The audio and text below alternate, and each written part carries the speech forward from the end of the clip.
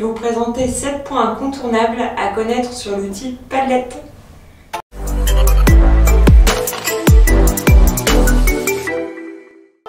Alors donc Padlet, bien évidemment, on va vous mettre le lien en commentaire.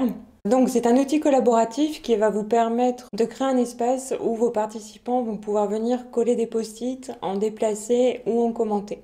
Donc vous arrivez sur une première page après votre inscription et vous allez venir créer un Padlet. Plusieurs choix s'offrent à vous, donc à voir en fonction de votre besoin. Généralement, le plus simple, c'est le mur de Padlet, celui où vous pouvez venir coller les post-it où vous le souhaitez. Donc, nous voilà arrivés sur le mur. On va commencer dans un premier temps à venir paramétrer notre Padlet. Donc pour ça, vous avez en haut à droite le petit écrou qui va vous permettre de venir le modifier.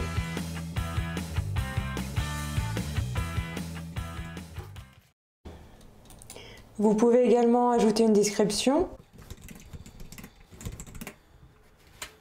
et insérer une icône. Donc vous voyez, l'icône apparaît là ici. L'adresse, donc à copier dans le presse-papier, c'est le lien en fait, le lien hypertexte que vos participants auront. Donc vous pouvez également le modifier.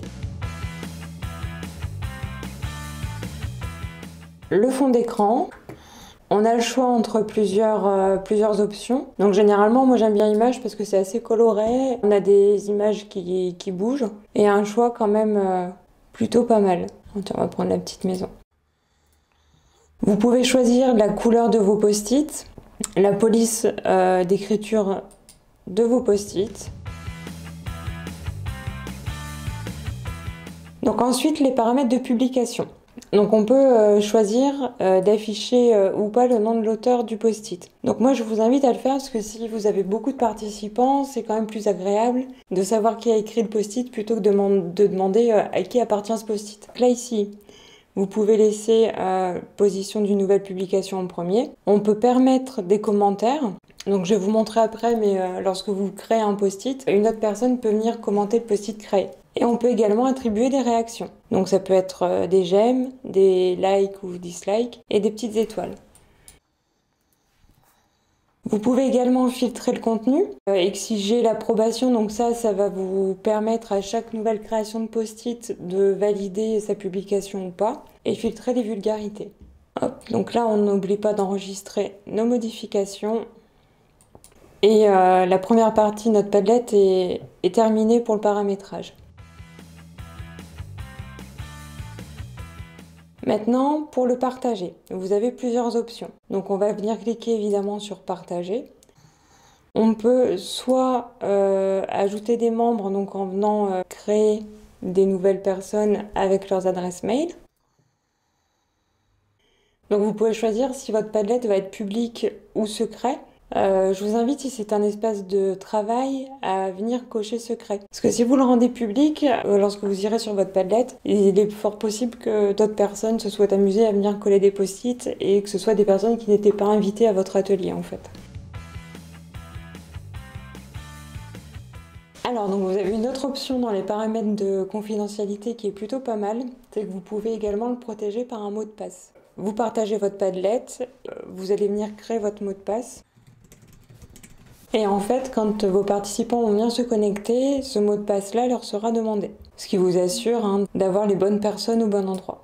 Donc pour le partager, comme je vous le disais auparavant, vous avez plusieurs options. Soit vous pouvez venir copier le lien et venir le coller si vous êtes par exemple en classe virtuelle dans la zone de chat, ou alors l'envoyer par mail à vos participants. Si vous êtes en présentiel, vous pouvez directement venir chercher le QR code et demander à vos participants de venir avec leur téléphone pour photographier le QR code. Donc QR code que vous pouvez télécharger. Vous pouvez le mettre dans votre blog, l'envoyer par mail, le partager sur Facebook, Twitter ou Google Classroom. Et une fois que votre Padlet est terminé, vous pouvez l'exporter. Donc soit vous l'enregistrez en image, en PDF, en CSV ou en feuille de calcul, ou directement l'imprimer. Donc ce qui permet à vos participants d'avoir une trace du travail que vous avez fait. Là vous avez tout paramétré, vous êtes prêt à partager. Maintenant comment on vient créer nos post-it.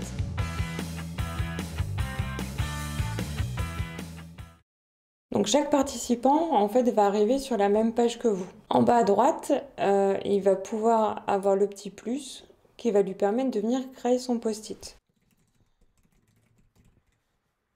Et le gros avantage de Padlet, c'est qu'il va avoir plusieurs options. Donc soit il peut télécharger une image, télécharger un fichier qu'il a sur son ordinateur. Il peut également venir insérer un lien hypertexte. Donc par exemple, imaginez qu'il ait besoin de montrer un site web. Il peut tout à fait venir coller l'adresse du site web là ici.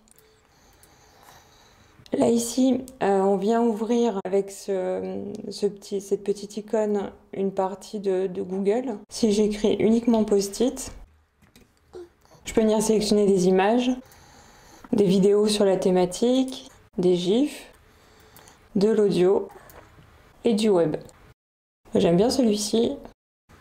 Et donc là, mon post-it est créé. Donc comme vous le voyez, on peut venir attribuer des étoiles à mon post-it et venir commenter mon post-it.